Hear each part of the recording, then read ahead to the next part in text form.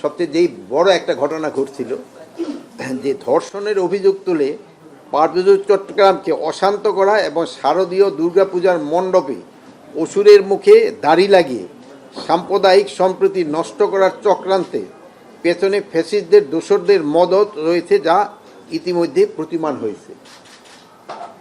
একটি পার্শ্ববর্তী দেশ দুর্গাপূজার প্রতিমা তৈরি করার সময় আমাদের মাননীয় প্রধান উপদেষ্টাকে যেভাবে নিন্দনীয়ভাবে উপস্থাপন সংবাদ পাওয়া গেছে এবং অসুরের মুখে দাড়ি দেওয়ার কাজটির মধ্যেও তারই যোগসূত্র দেখা যাচ্ছে।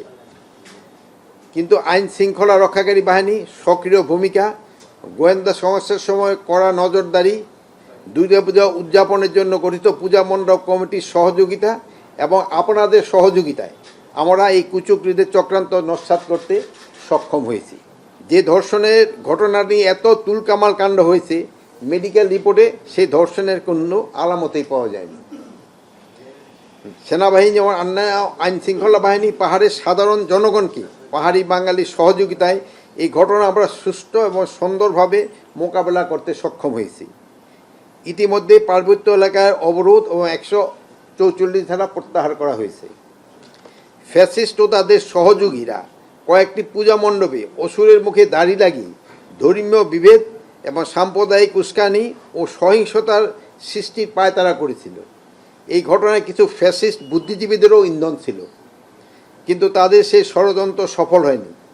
গতবারের ন্যায় এবারও সারা দেশে শারদীয় দুর্গাপূজা শান্তিপূর্ণ, নিরাপদ, নির্বিঘ্ন এবং উৎসবমুখর পরিবেশে অনুষ্ঠিত হয়েছে। সেই জন্য আমি সেনাবাহিনী এবং বিভিন্ন আইন শৃঙ্খলা বাহিনী, রক্ষাকারী বাহিনী, সর্বোপরি সকল সাধারণ জনগণকে আন্তরিক ধন্যবাদ জানাচ্ছি। আরও ধন্যবাদ জানাচ্ছি আপনাদের তথা বিভিন্ন গণমাধ্যমে যারা সঠিক তথ্য পরিবেশন করে জনগণকে সচেতন করেছেন। এই জন্য আপনাদেরও অনেক অনেক ধন্যবাদ। এটার ক্ষেত্রে আপনারা কাকে দোষটা পাচ্ছেন? আপনার প্রতিক্রিয়া কি? আপনি একে বাংলাদেশি হিসাবে এটা আপনারা দেখতেছেন, আপনারা তো উনি কি বললো ওইটা না, যেহেতু আপনারা কিন্তু নিজেরাই ঘটনাটা দেখতেন, নিজেরা আপনারা চাক্ষুষ সাক্ষী, তো ওনার উদ্ধৃতি দিয়া তো আমাদের কোনো কিছু নেই। আপনারা যেটা দেখছেন আপনারা ওইটা লিখতেছেন এবং জনগণ আপনাদেরটাই বেশি বিশ্বাস করবে। এই ঘটনা ঘটার সাথে সাথেও ধর্মীয় নেতাদের আমরা জানিয়েছি, ওনারাও শোনেন, এটা তো আপনারাও বলতে পারবেন এটা পুরানো কিনা। ধর্মীয় নেতাদের সাথে আমার আলোচনা হয়েছে এবং ধর্মীয় নেতারা এতে আমাদের সাহায্য সহযোগিতা করছে।